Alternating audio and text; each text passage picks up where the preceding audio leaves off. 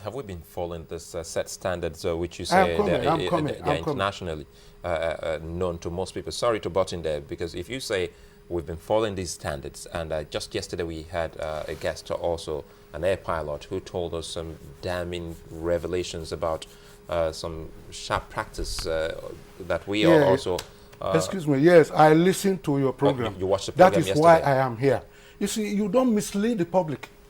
What's misleading? Excuse me, you do What's not misleading mislead in the what public. he said yesterday? Yes, that's what I'm here. That is why I'm here. You just ask me questions now, whether I'm rebutting or nothing. It is not just come here and talk. It is what is advantageous to the society. Do you understand me? When I say airlines do this, then NCAA will now come up and say the minimum for the country is 3 kilometers. If you have 2, it doesn't work. It has to go above that of NCAA. You understand? So there is no sharp practice. Sharp practice was before. If people flew at a time when they were doing sharp practices, it's a different thing. Not now. Now you are monitored and you are followed. And when you now complain that the regulation is becoming too much, the standard is high, then that is a pity. You just have to do it. Okay, now let's look at it this way. Because technology is what drives the industry. Technology is what determines what the industry does. Right now, there is what they call AFIS. AFIS is AFIRS. That is Automatic Flight Information Recording System. Before, it wasn't there. It's as a result of accident happening. It came through the accident of Air France that was coming from Brazil to Paris. About 3.5 years, going 4 years now. The black box was retrieved from the bottom of the sea. It took 3 years to retrieve that black box. Now, you don't have to wait for that anymore. A new technological system has come out, and that's what I just told you, AFIS.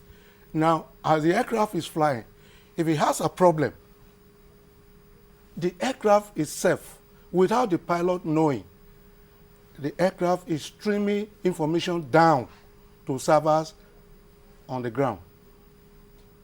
The parameters and the working system of the aircraft is being transferred down, streamed down.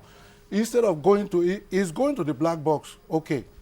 But the same information going to the black box for recording is coming down to the quarantine equipment downstairs, and it's being recorded.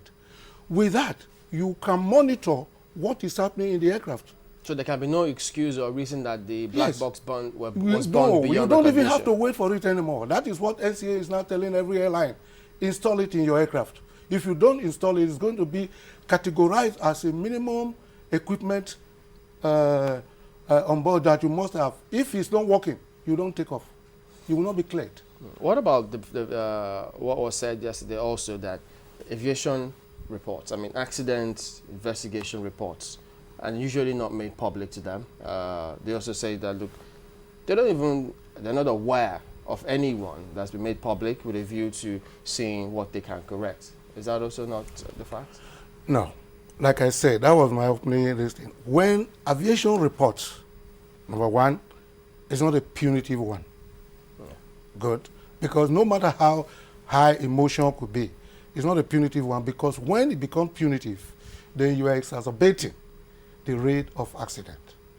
So you use it to correct and stem the speed of accident.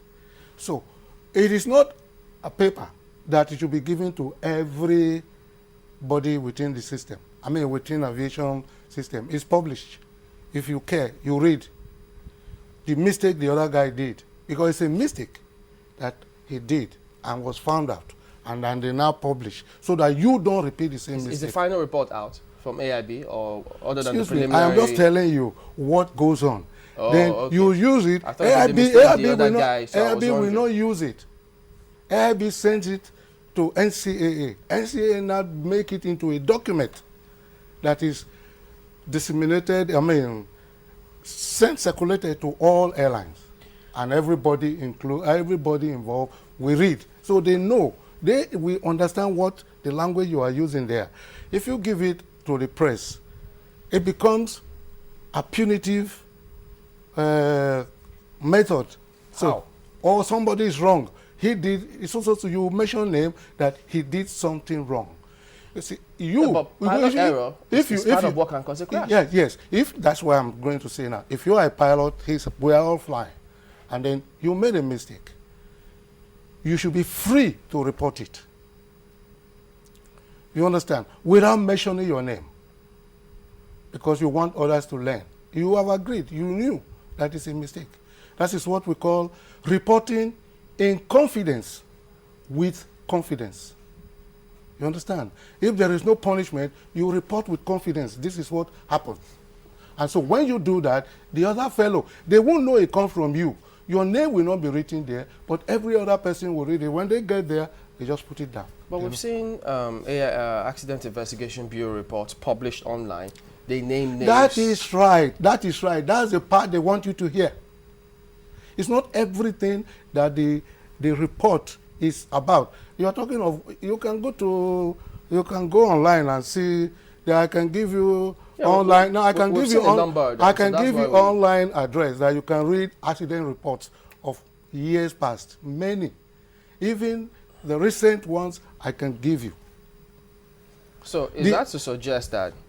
By the way, do we have an idea when is the Dana air crash? Because you're a member of that committee. The final report from AIB. When is it likely to come out? Because we heard about the preliminary report. Yeah.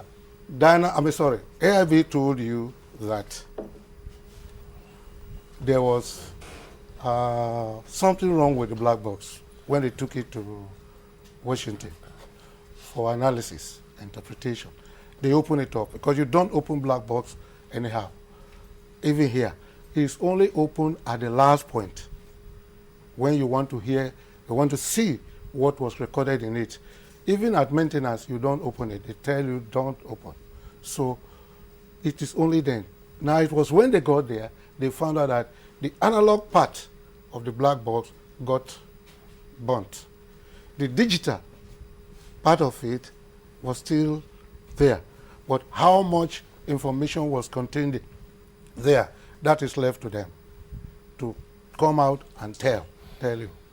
But when you get to that stage and information start coming out to you that, number one, the aircraft has a clean bill of health.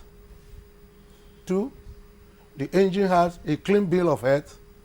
Then the others, what you are now left to conclude is what was the input, the human input, the man-machine interface, what happened.